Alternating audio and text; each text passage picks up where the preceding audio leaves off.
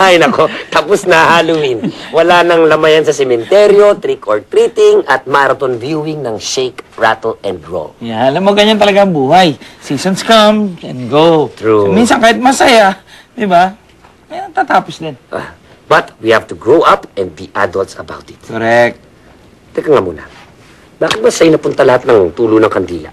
Bakit? Akin naman nalagay yung bola ng candle wax, ah. Ang damot-damot mo eh. Ako nagbuo niya. Ang damot mo eh. Konti lang yun naman dyan. Akin to! Easy! Akin to!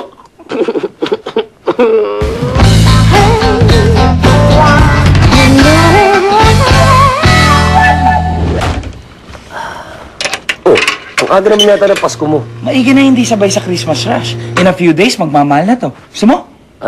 Sige ba? 50 pesos.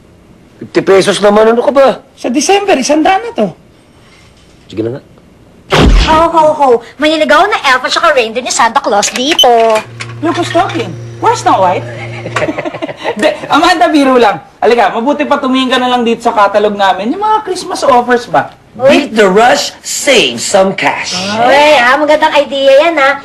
Pero paano kung gusto orderin yung fruitcake, i-deliver nyo agad? Oo naman. Mabuti nga yung umorder ka na ngayon para hindi ka sumabay dun sa big batches na pumapasok tuwing Christmas season, di ba? Correct, and one thing on fruitcake, pag habang tumatagal, lalong sumasarap. So, okay lang yun. Okay. Paano? Ang gusto ko orderin ito, yung nakita ko yung fruit salad. Oh. Fruit salad? Okay lang. Okay lang din. Kasi ang fruit salad, pag dineliver namin sa'yo ngayon, hindi pa siya hinog. So pagdating ng December, hinog na siya.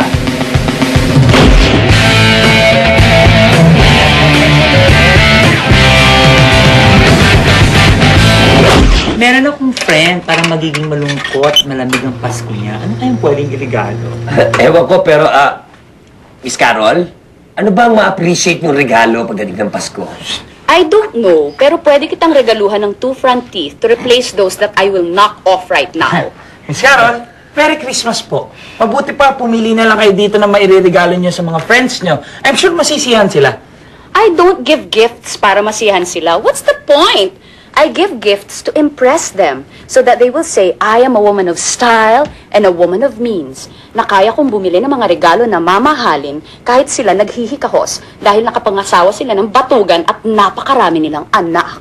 Wow, the tale of the Christmas Carol. Sige, order na ako ng fruit salad.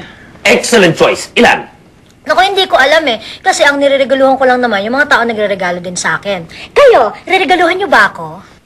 Ma'am Carol! Tadam! I have a Christmas gift for you. I decided to beat the Christmas rush. What a coincidence! I have a gift for you too!